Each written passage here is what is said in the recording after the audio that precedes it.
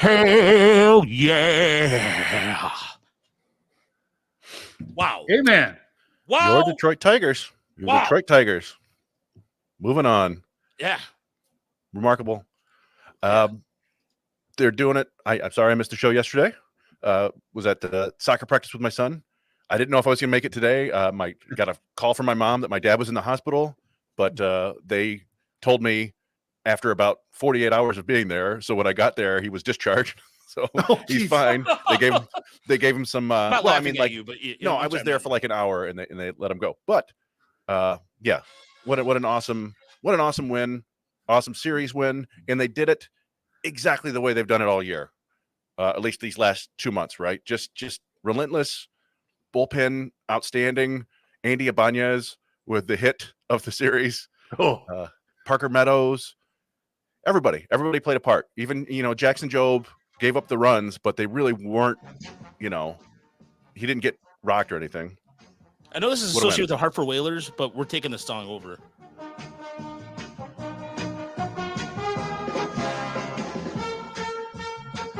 Oh, man. I'm telling you right now, it was one of those moments where Andy Baez is Cuban, right? And so there's not a lot of, as a Cuban American, not a lot of Tigers have been played on Cuba. Barbaro Garbe, who I've gotten a chance to get to know because he does a broadcast of the Tigers. That hit, it was a waiver pickup. It just guys picking each other up. Who started the game? And he pinched it for. No, I mean, I just meant Tyler Holton started the game. He was a waiver pickup too. Sorry about that. Yeah, he was a waiver pickup, and look at that. Just those little pieces, those little things like that, getting it done. One guy with postseason experience, and here we are.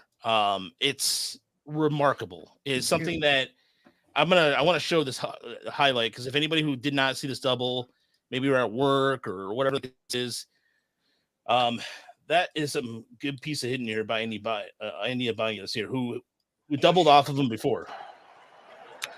Flying down the left field line, it is a fair ball. He smoked that. 2-run score. Everybody scores. Clears the bag. Right there. Big pinch hit for That's it. Yeah, that's another Veerling slide, isn't it? We're gonna have to gift that one. Already did it. It's really amazing that Hader never came after him with a breaking pitch once. He just kept feeding him fastballs, and if nothing else, Ibanez is ready to roll. He's not looking to work a count there. And, he was looking to hack, and he got that pitch, and he was ready. Man. Yeah, and it was, he gets in there, swings at the first pitch, which is a little inside, and then he's battling, but he I don't know. As I was watching him, I'm like, well, he doesn't look shook at all. He looks hitterish. He looks like he's just ready. He can't wait to swing the bat. And sure enough, and I don't think that, looking at where the left fielder was, I feel like they were planning on, he was going to hit the ball the other way. And it just, he's just like, nope. But I just laced the ball down the line. And what a remarkable inning that was. And just to think about where your brain was 15 minutes before that. Jackson Jobe comes in, hits the first batter. That's not great. Then gives up basically a sinking liner, I think it was. Nothing crazy. And then all the nonsense happens. Bases are loaded. They don't get to play at home. There's, Sean Gunther comes in. What a performance by Sean Gunther. Huge double play. Keeps it at 2-1, and the Tigers just completely unfazed. It's been that way all year long. Where even Parker Meadows comes out and strikes out on 3 pitches, and you're like, ah, boy. And then Kerry Carpenter's like, nah, how about I get a hit? And Veerling's like, I'll get a hit. And then, wild pitch offense. And just what a comeback. What a win. Yeah, Sean Gunther, too. I forgot about Sean Gunther, who, by the way, was in the minor leagues for an entire year working on rehabbing with the Tigers, getting back to pitching. I mean, he had a cup of coffee in Miami before he had Tommy John. And Daily Ninja Bees, my foot literally. So when that happened, I went like this on my foot and slammed my foot against I have like a little, it helps with my posture. I have this, and I slam my foot on this thing here. And so I'll tell you, it was bases loaded, game tied. That game was in the balance of getting run out of the building there. I mean, that could have gotten completely out of control. and all of a sudden it could have been 5-1 in 5 minutes. And as you said, Gunther came in and he put the fire out. Very, very impressive. And another no-namer added to the list of big heroes. I mean, Will Vest, probably the most dominant pitcher the Tigers have put on the mound the last 2 days in total. Yeah, Rule 5 returnee. You know, I was saying in the. I was gonna say it, and I did say the Tigers would win the series. Yeah. Well, I hedged it in only the way I can. I said if it goes 2 games, the Tigers wins. If it goes 3, it's the Astros. Sorry, go ahead, Chris. No, I mean I was joking in the Discord that Will Vest is kind of pulling a Phil Koch here. We're just going to take the closer role in the postseason because you know what? That's what you do. But I think that we'll probably still see Foley out there. That Hinch isn't afraid to use anybody at any point, as you saw with the Jackson Jobe inning. And Mike said it. Didn't think it was the best spot for Jobe to come in. I agree and I don't. Like I think we've talked before a bunch that for as good as Jobe is and as good as his stuff is, he doesn't miss a ton of bats. So you want to probably use him to start an inning. What you don't count on is him to hit the first batter and then things get pear-shaped and the bases loaded. Again, like he got pretty weak contact. It was just kind of rough luck there. And you know what? It didn't go great, but he survived. And that'll be better for Jobe in the future if they want to use him again. Basically everything Hinch has done lately has worked out fine. It's not going to, I wouldn't advise doing that again, but we'll see. We'll see what happens. Oh, I would bet, game 1, game 2 with Cleveland, if they have a need in the 7th inning, Joe will be up. Yeah, I just think that's the way Hinch rolls. And he didn't do it. To me, I thought bring him in for the bottom of the order. Not a bad way to go. Certainly, they think he's as talented as anybody they have out there. Mm-hmm. And the blooper and the bunt, what are you going to do? I mean, these things could have happened to anybody. That could have easily happened to, Tyler Holton, an inning like that. That's the way baseball rolls. The rally the Astros almost had yesterday was built on the same thing. 2 soft rollers for ground ball hits. Yeah, and that's why you always talk about you want those swing and miss pitchers in the bullpen, but like you said, sometimes it just happens. But yeah, the series kind of played out the way that I thought it had to for the Tigers to win. And even today, Hunter Brown was terrific, but Parker Meadows ambushed him. I don't think that was a bad pitch, right? It was a fastball up and in, right? And Meadows just pulled it over the wall, and then suddenly the pressure's on the Astros, and it's just. And Parker Meadows with that catch at the end, it was just like, hey, yeah, welcome to the national stage, Parker Meadows. If he hasn't already been there with his catches, but yeah, we talk about Riley Green didn't do anything particularly special in this game or in this series. He did have the double in game 1 that the most. I finally saw that and I was like, oh my god, that's the most. I don't know the right word, but I thought it was like a 500-foot home run when it left his bat. Yes, based on the camera angle, and it was like, woo. But yeah, who mentioned it here? Somebody mentioned it in here. Oh, sorry, thank you, Joe, for the $10. Exquisite. Yes. Well, Joe. Green did smash one in the gap today. It was a hell of a nice catch by McCormick. Yeah, but the patience. Somebody just mentioned it. Colt Keith working multiple walks and Torkelson taking a walk and they didn't ever seem to be overwhelmed by the moment in any way, which was really, really awesome to see. I wonder if that's because the whole team is inexperienced. They're all in it together. They're not just a couple of guys who are, oh man, I can't let the veterans down mentality of these young guys. There are no veterans. No, Walter, 4 walks in 2 games. That's another big thing there. And the thing is that you put Herder in Herder postseason experience in the area last year. I know that this is the minor league postseason, but that stuff counts. It really does. And it was funny. It's just AJ Master. If you take a Metallica albums, Master of Puppets, Master. He's just a puppet master here. And I know there's some people. Jobe got out of there relatively unescaped. That could have been a worse inning, but there was a play early on in the beginning of the game that I want to show everybody that I thought that demonstrated the Tigers' clutch defense all season long, outside of even the Parker Meadows catch. And the payoff. Grounded and grabbed on the backhand by McKinstry. The low and the payoff. Grounded and grabbed on the backhand by McKinstry. The long throw. Boom. Nice scoop by Nicholson and out. McKinstry goes full Brooks Robinson there. Yeah. Well, that's what, when I saw the lineup, I'm like, well, this is their best defensive configuration. And I thought maybe later in the game they'd bring in Wenzel for McKinstry or Keith or something like that, but it didn't work out that way. And it's kind of funny that Wenzel didn't get to play today, but no big deal. I mean, like we said, they won with pitching, they won with defense, and they won with some timely hitting. It was 3 2-out hits yesterday. It was a huge 2-out knock today. And the Tigers have been pretty good with 2 outs all year long, I think. Yes. And that's one of the things that, we used to like to complain about. Now they probably could have scored 5 more runs yesterday. And I didn't love what happened in the 9th inning today, but whatever. They won the series. Yeah. Alex Bregman's last game in the Astros uniform, probably.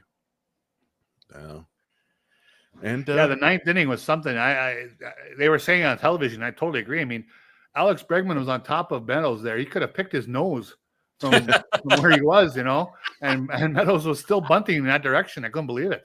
And look, that was odd. That home run by Parker Meadows is just – here's the thing about Parker Meadows. Like, if you talk about – there's so many clutch players and clutch moments, but I feel like Parker Meadows, imagine if he wasn't – I don't even want to imagine if he wasn't on his team or not, or if he was a prospect or not. There's the thing is, he has come through every single time the Tigers need him to come through. He does it. And that home run, just that tension, because I'm like, I don't know how people were watching the game, but that was one of those things where I was like, you know what? I felt a lot more comfortable after that home run. I really did. And even when things were getting a little hairy with Joe, but that Parker Meadows home run just set a tone for the rest of the game, I think, because then I think the Tigers kind of let loose a little bit, because Hunter Brown was able to, his fastball was really good today. He was riding it. He did a good job of attacking the top of the zone with it, was getting a lot of swings and misses with it. He pitched his ass off. But once he was out of the game, the Tigers were able to just breathe a little bit. And that was one of those things where as soon as that home run, it seemed like the whole ice dam, or like the dam, just broke. Yeah. Parker Meadows has a serenity about him that's impressive. He never looks like he's worried. Even when he's fired up, he's not as fired up as the guy next to him. He just has a very calm serenity to him that I appreciate a lot. And even that catch in the 9th, I think we've seen that so many times now. When the camera got to him, you could just see the strides he was taking. I was like, yeah, he's got this, because you just read his body. He's just gliding to the ball, and he's got it lined up. And I felt really good that he was bringing that down, and there it was. Yeah, I mean, compare that to like the Dubon attempted catch against Jake Rogers. You're like, yeah, it's nice having this good outfield defense. And yes, that brings, with those 2 wins in the postseason, that brings the Tigers record with Parker Meadows in the lineup to 56-28 this year, and that's counting the 2 losses at the end of the year where they were all drunk and not trying. Just a huge factor on this team, and coming through in the clutch once again. Just like seemingly it's a different person every night. I mean, it does seem like it's Parker Meadows an awful lot, but just a exciting time to be a Tigers fan. That 8th inning, when you think about it, what they did to come back and score those runs, Ryan Presley is one of the better relief pitchers in postseason of the last decade. Mm-hmm. And Josh Hader may not be what he was 5-6 years ago in Milwaukee, but he's still pretty damn good. Yeah. And to come up with a 4-run rally off those 2 guys, my gosh, with the relative no-name group the Tigers send out every day, to put those 2 guys, put 4 runs on those 2 guys that's memorable. Yeah, and recall that Parker Meadows' first career home run was off Ryan Presley last year, that walk-off. So that's fun, a little bit of synergy there. And I think I heard that I was listening to the Days of Roar podcast, and they had an Astros beat writer on there, and he said that this is the most expensive bullpen in baseball. And whoops, sometimes it doesn't help. I think, if we're looking at who's going to start game 1, it'd probably be Reese Olson. It has to be Reese Olson. I mean, it just in terms of giving, you don't want to start school on technically 3 days worth of rest. I mean, you know, Yeah. It'll Well, I probably would be think, risky. yeah, no, I would think it might even be Holton or Gunther, right? Or Yeah. Herter,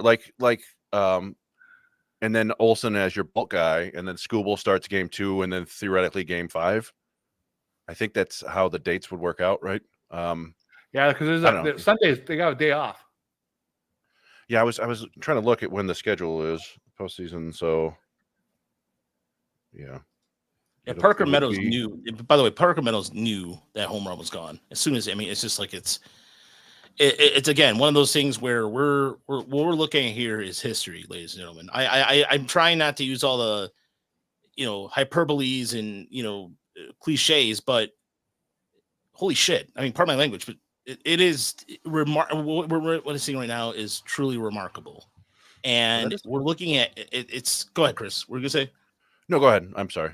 Oh no, I was just gonna say it is something that if you're just brand new to being a Tigers fan, if you're young, and this is something that like I've never in all the postseason games I watched in 06, the aughts, whatever.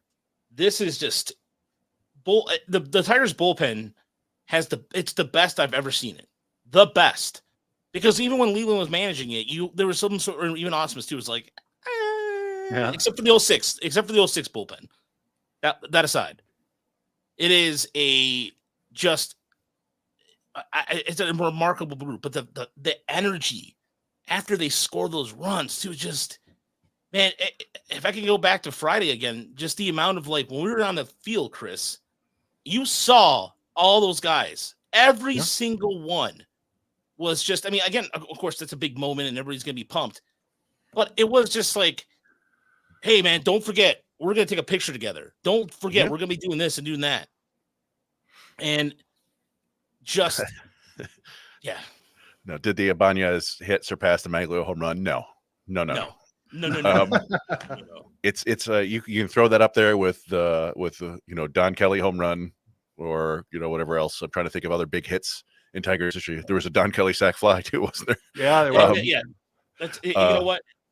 That takes that replaces the Don Kelly sac fly. I'm sorry, that's a bigger hit than the Don Kelly sac fly. Yeah, but I'm trying to think. That was that sac fly was in the ALDS, I believe, right? Yeah, I think it was a DS. Yes, against Oakland. Peralta home run. Yeah, that's a good call too. Was that against Sabathia, or what am I thinking of here? I can't remember right now. No, they all run together. But no, I mean, and that's a generation of Tigers fans will remember Andy Ibanez forever now for that incredible hit. No, I mean, I think it's interesting for most of that run. I think more of like the incredible pitching performances, right? Like it's Verlander etched his name in the postseason history with his performance against the A's. Max Scherzer coming in with the bases loaded, I think it was, and getting out of it. Nobody out, yeah. The damn 2013 World Series where they had a no-hitter into like the 6th inning with the first 3 starters and somehow lost 2 of those games. But now we do. They get at least one home game now, and I don't know. Like, I like their chances against Cleveland. Cleveland feels like the Tigers with I don't know, less scary lineup even somehow.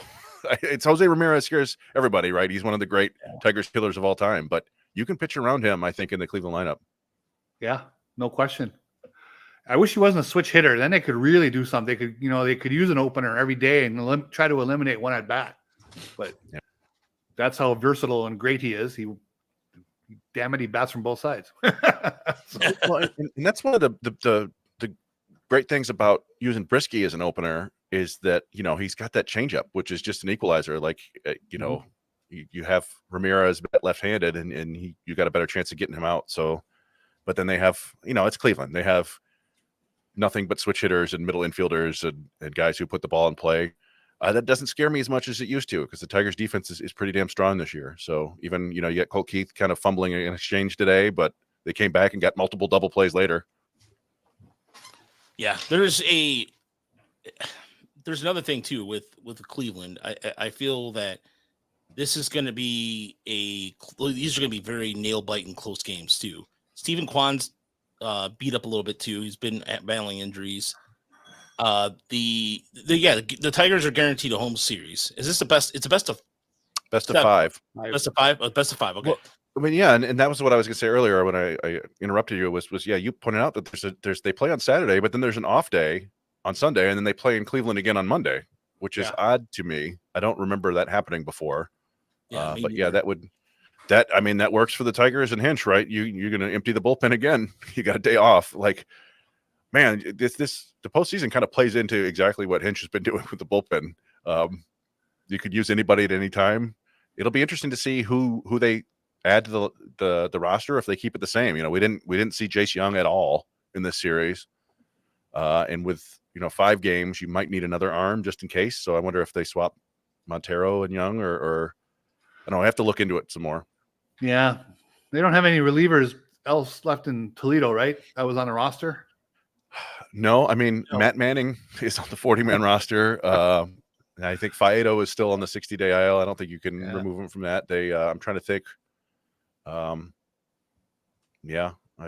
guess I think Brendan White is technically on the roster, but he's hurt. Maybe the astonishing return of Freddie Pacheco from parts unknown. Given what's happened this year, who knows? Yeah, no, I think it's probably somebody earlier was talking like Mason Englert is technically an option, but yeah. I think you're right though. With Sunday off, they can push Holton 2 innings. And maybe Brisky 2 innings. I mean, why not just start with those guys and then go bulk from there? If play matchup, and that gives Hinch can really be a magician on this one. He can really put together a potion of relievers. No, meanwhile, Kansas City is still winning in Baltimore right now. I think it's still 1-0. Yeah, so I wanted Baltimore. You wanted Houston, and the answer was we want them both because they're both playing poorly. Yeah, I think I wanted KC on that series, didn't I? No, I just meant for the Tigers to face. Oh yeah, I think I wanted Houston. Yeah, they beat Houston. I wanted Baltimore. Baltimore hasn't scored. It's I don't know. It doesn't really matter. It's the AL Central is coming to take over. Yeah, I mean, you know what? It just gives me a chance to see if I can find this. Oh God, what was it? Just while we wait, I'll just point out that this year Cleveland as a team had a 100 WRC plus. The Tigers were at 95. Houston was at 110. Okay. And I'm looking now since in the second half, the Tigers 95, Cleveland 93. No. So. Fun times in Cleveland again. Still Cleveland. So we got an AJ Hinch speech in the locker room alert. Yeah. Oh, do we? Can somebody let me see if I can find the audio for this real quick. It'll be real interesting to see how Cleveland comes out with a week off. Is it on TV, Chris, or? I don't know. I just saw somebody in the comments post it. If somebody can send me a link, I could post it right now. Are they going to be one of those teams who is rested and ready to rock, or? Wait, right here. I got it. From French Time Sports? Yep, found it. And that's, we didn't even talk about AJ Hinch coming back to the place where he saw his glory and then was unceremoniously fired. Listen, when we started this series, everybody said we weren't playoff tested. We just passed the biggest test of the year to date, but there's more coming, okay? Never know. Get it going. Hey, listen, hold on. Listen, I'm not sure who, but somebody let the Tigers get hot.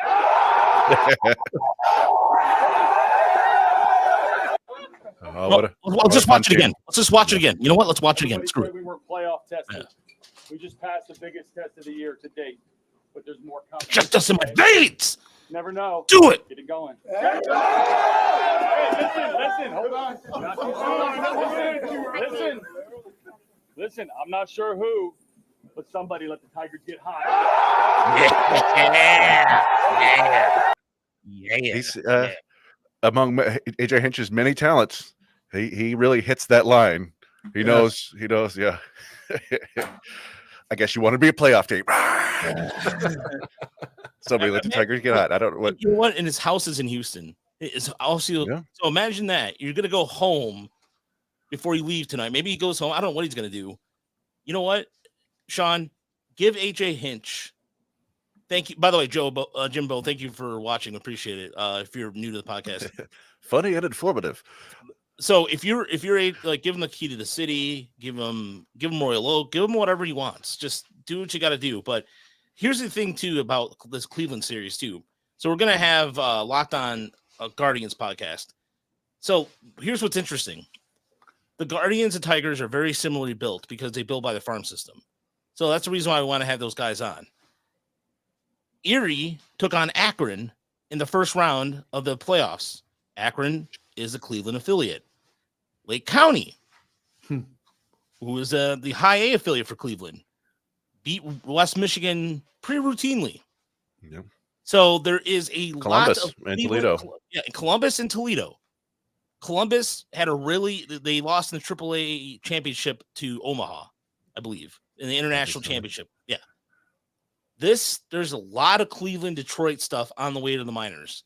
So we've watched a lot of these guys play. So it's interesting. It's so fascinating to me that it lines up this way. That you have Cleveland, the way they have built their farm system. They had the number 1 overall pick who got to play in the Travis. I can never say his name right. Travis Bazzana. Mm-hmm. And there you go. So there is the fact that they get Cleveland. I think the stars are lining up a certain way. But you imagine it, Hinch, right now. You're on your way home and you're sitting there with the biggest shit-eating grin on your face because you beat the team that gave you all that success. And he's just sitting there like, you know what? It's like what was it line in Talladega Nights? Like a diamond in, like a diamond, or like the boner and whatever whatever. I don't know. I'm sorry. What? Wow. Harder? What? Like, I've never actually seen that movie, which is probably a shame. But I'm stuttering for words right now because it's just his. I assume it means something like harder than a diamond, something like that, right? In a hailstorm. Yeah. Oh, there you go. Yeah. Sorry, Alex. I totally screwed up that line. Oh, anyway. Yeah. I mean, yeah. Good for AJ Hinch to go down there and exercise those demons if they still existed. But just, I come back to what we said at the very beginning. They won by doing exactly what they've done the last 2 months. Boner and hailstorm. Boner and a hailstorm. They went out there. There's no. It seems like there's no ego on the team whatsoever, right? Like nobody cares if they get pinch hit for. Although we haven't seen like Riley Green get pinch hit for, but it's just like it's the cliche of the total team effort, and you give AJ Hinch all the credit in the world for fostering that mentality, right? And just staying connected with these guys, and they're all celebrating as they should. And why stop now? Keep it going. Cleveland's beatable. It's just so amazing that for the players and Hinch, they've just stayed with the same MO in these 2 games as they've built in the last couple of months.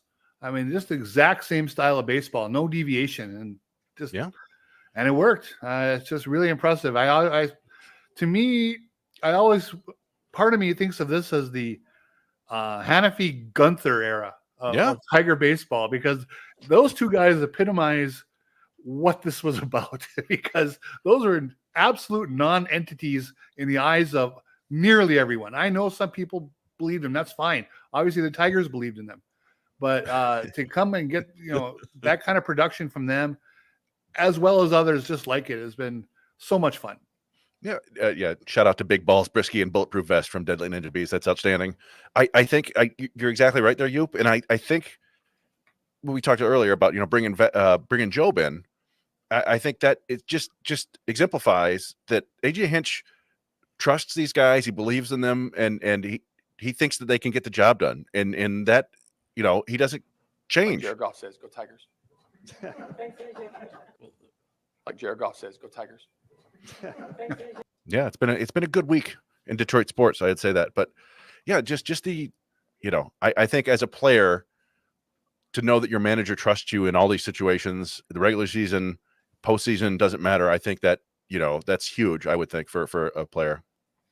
And so another thing too with Cleveland is you look at the rotation. They've been dealing with a lot of injuries, and so the question becomes then after that, Matthew Boyd. You're going to see Matthew Boyd in this rotation. The way that Cleveland has been able to plug and play with their pitchers throughout the season. Now is a true test of that, because now in a shortened series you have Skubal, the possibility of facing Skubal twice. But I mean, the rest of the rotation, I mean, the ghost of Carlos Carrasco, that's not the same Carrasco was 10 years ago. I mean, it's and Gavin Williams has struggled keeping healthy, and it's going to be Bybee, right? Tanner Bybee, and then probably Boyd. And then you got Ben, and then you got Ben Lively, right? I mean, is Lively still? Yeah, I mean, the thing about Cleveland is kind of the thing about Detroit, right? Is you don't really want to get to their bullpen. Now, it's been the whole season with Cleveland, and they've got, you familiarize yourself with like Cade Smith and stuff, because he's pretty damn good. And Clase, of course, is the Cy Young runner-up. Gaddis guy is good. Gaddis, yeah. So Cleveland pitches and they play defense. So do the Tigers. So yeah, it's going to come down to timely hitting again. I think working counts, getting on base, putting pressure on the other team. It's going to be important, and I think pinch hitting early and often to try to get a lead, or at least be tied. You want to be tied going into the 7th against Cleveland with the bullpen that they line up, because they can put up some donuts, no question about it. Now, and I understand that things are it's do or die in the playoffs every game, right? But I thought that Hinch once again outmanaged the opposing manager. I think Espada. I don't know, using Hader in game 1 down 3-1. Like, I get you want to keep the score tied, right? But I don't think that helped. And leaving them out there, giving away that you talked about it, Yoop, I think yesterday's show, giving away that out with the sack bunt. Like, I get it, but yeah, don't change the way you played all year. I haven't. I don't know. Do you feel like also? Let me ask you guys this question about Houston, where it's almost like they. Of course, being outmanaged comes into it, but it feel they were almost like on borrowed time in the entire time, because I mean, here's the thing too, like they got a lot of grief for the Kikuchi trade, and he never even appeared, right? Yeah. So like you make this big trade acquisition for this guy, you give him some prospects that a lot of people are across the league going, what are you doing? And then you don't even let them pitch. Yeah. Yeah, I mean that's go ahead, Yoop. Well, I think the way that what Raj sets up there is something I was thinking about earlier today when they were talking about this. The Astros have made it to the ALCS 7 straight years, right? And they had a couple World Series. Now this year they were an okay regular season team, but actually had a bad start. I was thinking to myself, boy, that's the 2014 Tigers. Yep. Yeah. They went out with a whimper in the postseason, and they were never the same. Now this Astros team went out with a whimper after kind of a so-so season, and they're going to lose some guys. They might be in for a rough couple of years.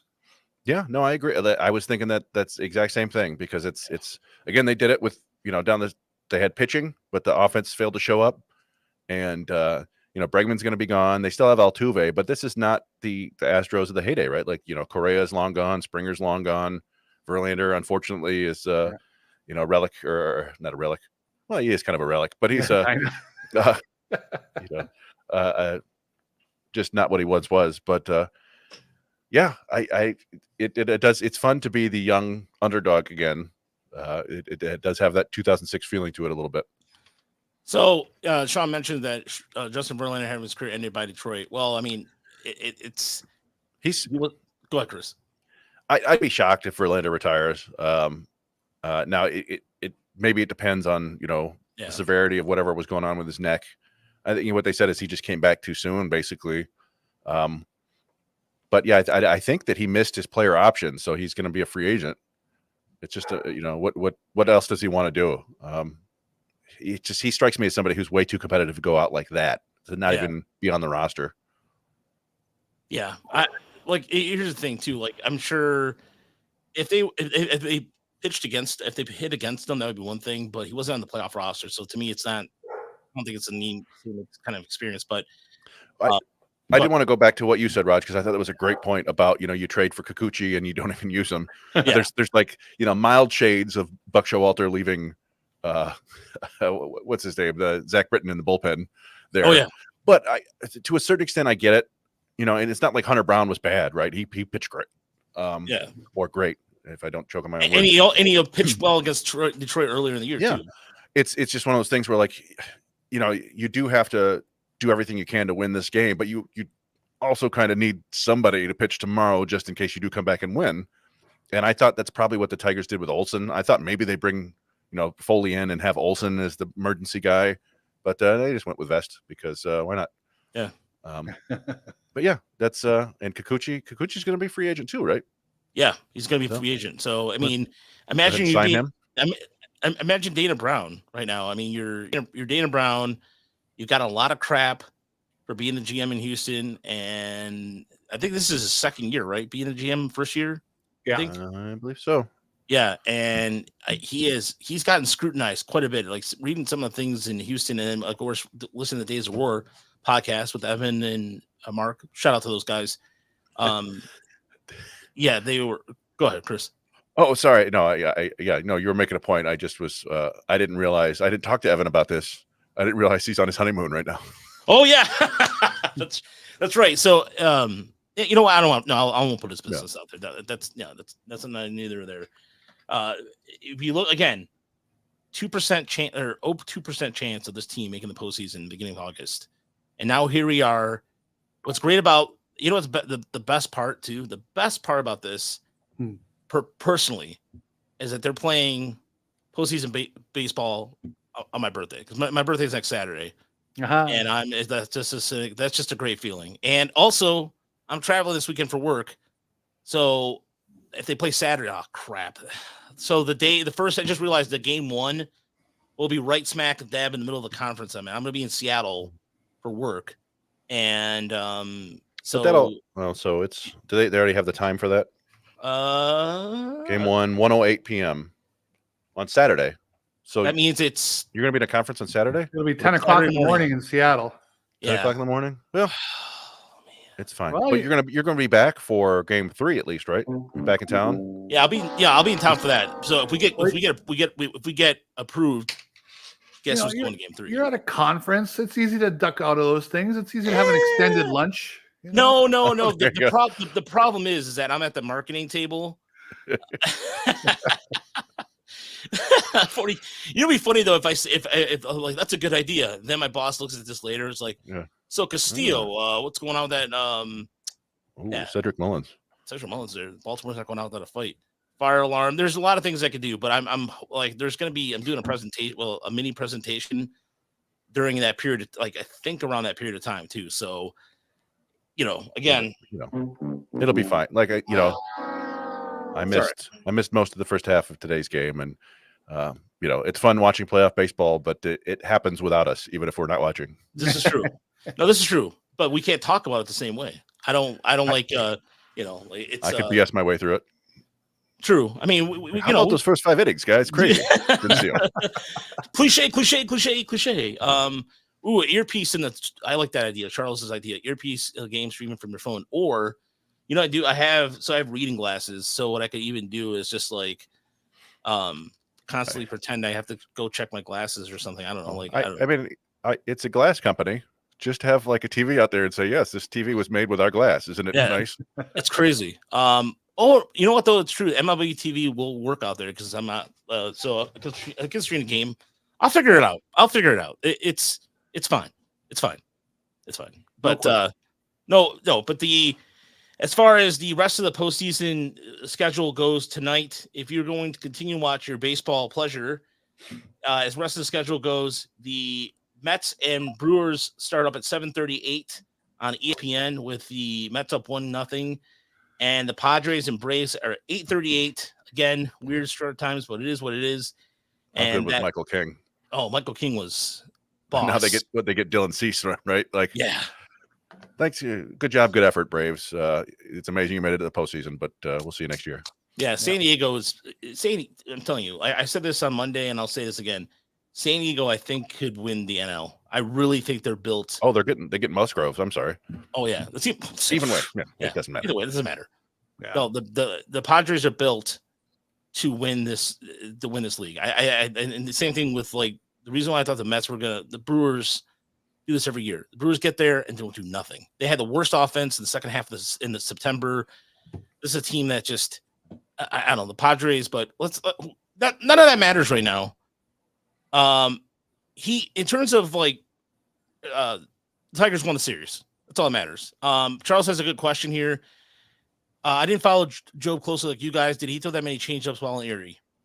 I believe. Yeah, I mean, I thought he was aiming more towards the changeups on the top of the zone, right? Because that's how because remember that strike zone in Double A was really he had a really consistent strike zone, but I always thought he hit it in the top of the zone with that changeup. So his changeup, Elton, my brother Andy E. brother, let's go, Elton. Thank you very much. But yeah, so Jobe's changeup really started flashing at the end of the 2022 season in West Michigan. He made 3 starts out there. You can see, go way back in the day, he struck out Pete Crow Armstrong on 3 pitches, and one of which was a changeup.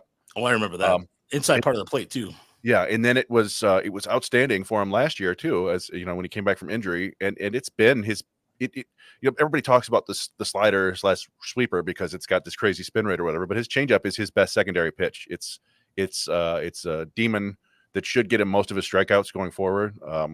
And so that's why they leaned into it, I think. And you know, I don't know exactly, was he facing, I was in the radio or in the car listening on the radio on the way home. So I don't know, you know, how often he threw him, but yeah, I mean, it's his best pitch. So in terms of like as far as, because one of the questions we had a couple of days ago was how come he's not throwing a slider more in the Chicago series, but also the weather, to be fair, it was something that they consider the weather was, it's not, you know, he threw two sweep. I'm sorry. He threw about 5 or 6 sliders.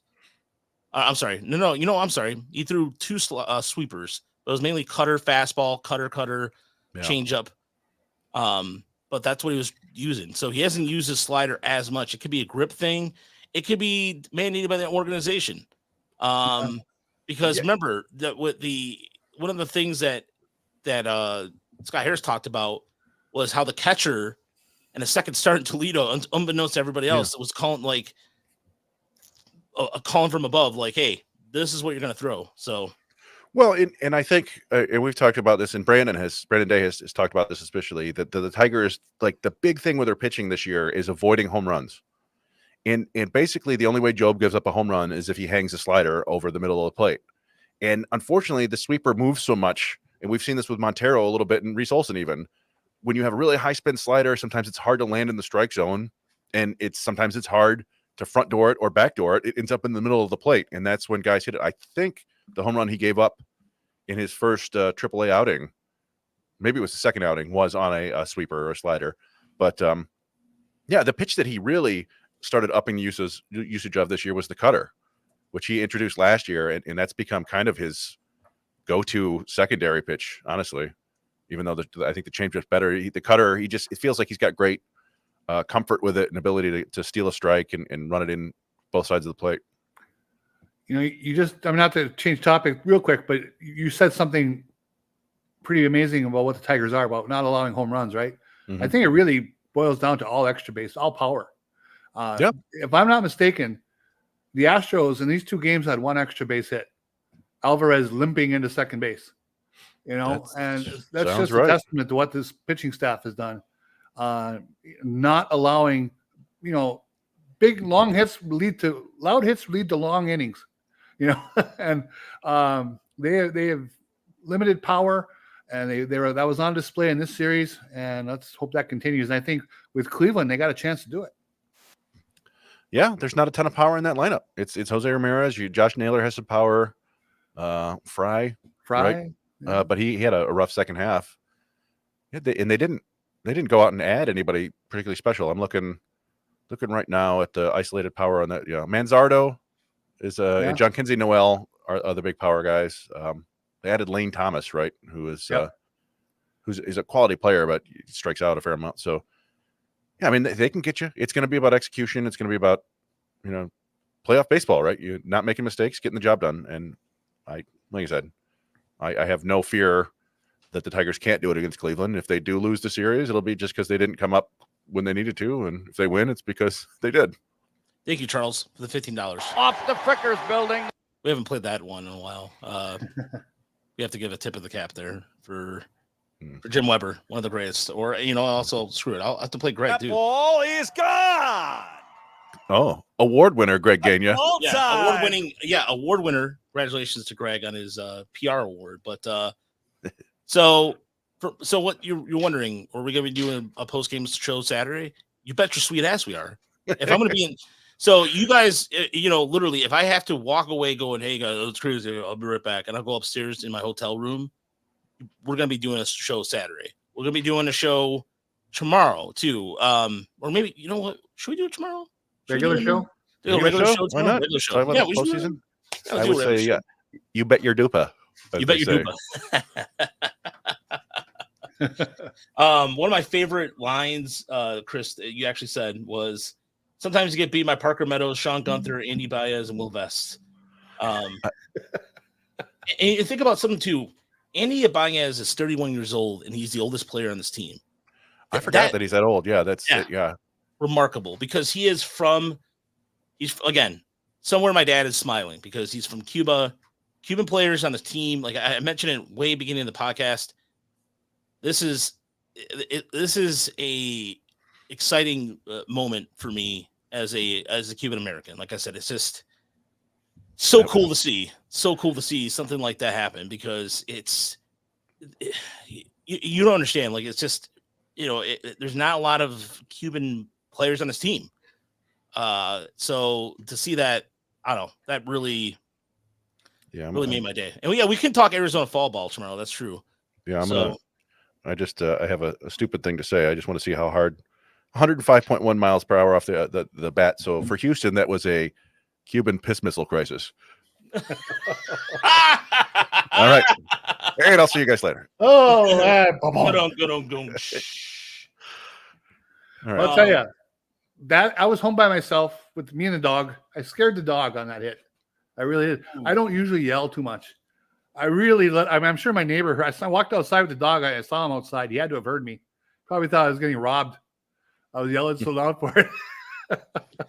Gentlemen, check out this stat. Thank you, Alec, for being tipped off here on this. Look at this stat right here. 26-man roster, $18.8 million. Josh Hader, $19 million. I saw another an interesting stat that from Sarah Langs from MLB. She said that was the first time the Tigers had a comeback win in the 7th inning or later in the postseason since 1987, Game 3 of the 1987 ALCS, I guess. Ooh, wow, that's an interesting one. Here's some more AJ Hinch for everybody out there, because we want to keep this going. We only have as much Tiger This is what content. you play for. Baseball's great. Like, it's going to lead you in down so many different holes, rabbit holes, and mental, the mental grind of the season, and putting it all together with this group for this team, and not just being satisfied getting to the playoffs, but winning a playoff series and getting to go play a familiar team. I'm forever grateful being a Detroit Tiger. Yeah, Wonder where he got the home team hat. Yeah. I notice he wears hat is wearing the home team hat. Yeah, that's that piece of audio is going to go on the board. That it will be going on our board. But yeah. So somebody, yeah. So just in case anybody wondered, I looked it up, and in Jobe's 2 homers he gave up in AAA. One was on a fastball. It was the 7th pitch of an at bat. It was middle. He had given up. It was like, whatever. And the other one was an 0-2 cutter that was low middle. So just don't throw it down the middle. Yeah. You're good, but they're good too. So yeah, I you know what? I come to think of it, like Daily Ninja B said, so that we lose the White Sox on purpose. I think so. I think so. I don't think it was on purpose, but you could tell that they didn't play the games with the urgency they've played every other game down the stretch, right? Like, it was those 3 guys pitching no matter what. So AJ Hinch came out and said it. He was like, yeah, if we went to extra, it was going to be Zach McKinstry pitching. Yeah. So they didn't care if they won or lost. They didn't really care who they played. Once Carpenter hit the grand slam and they're back in that game, I'm sure they were giving it a shot, but but it was only to an extent. Yeah, they weren't. They weren't going to go all out and burn the bullpen just to win those games. So outstanding. Congratulations to Tigers fans, everybody out there. You earned this with a lot of bad baseball over the years. Enjoy it, revel in it, and go out there and support the team when they're back in Detroit playing a playoff series for the first time since 2014.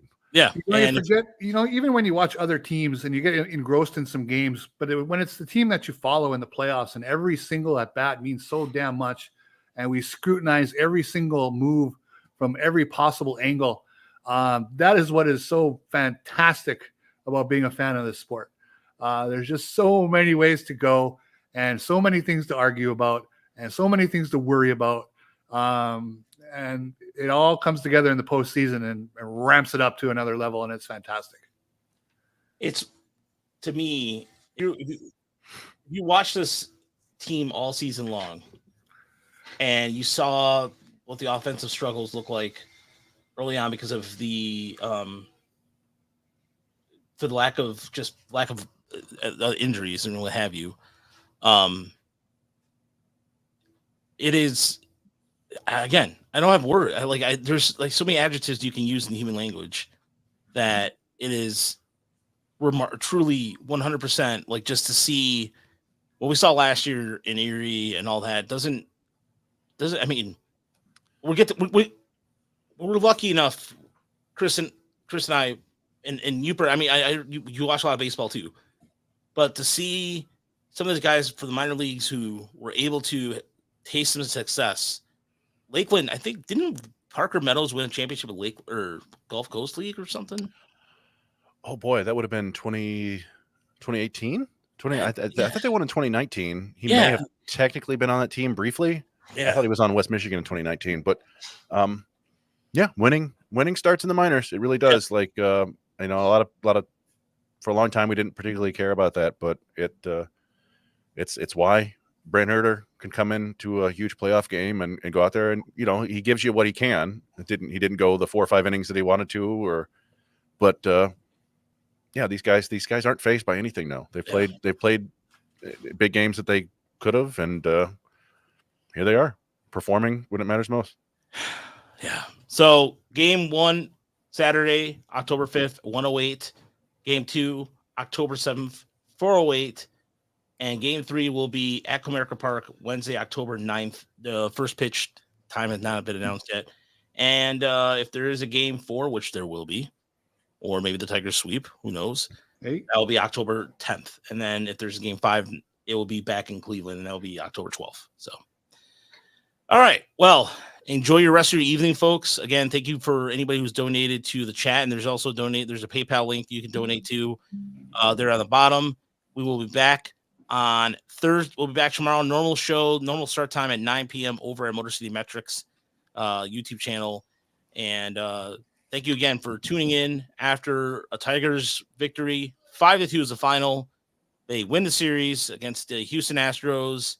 AJ Hinch revenge, the Tigers, the AJ Hinch revenge tour, however you want to say it, call it, whatever. It doesn't matter. Enjoy the rest of your evening. For myself, Yooper, Chris, Mike Papchek somewhere floating around, Jerry, all the staff over at Tigers ML Report. In the memory of John. Yeah, remember Jerry? Memory of John, you bet. Yeah, John Kloss somewhere smiling above. Stay Kloss, everybody. Have a good night. Thanks, everyone.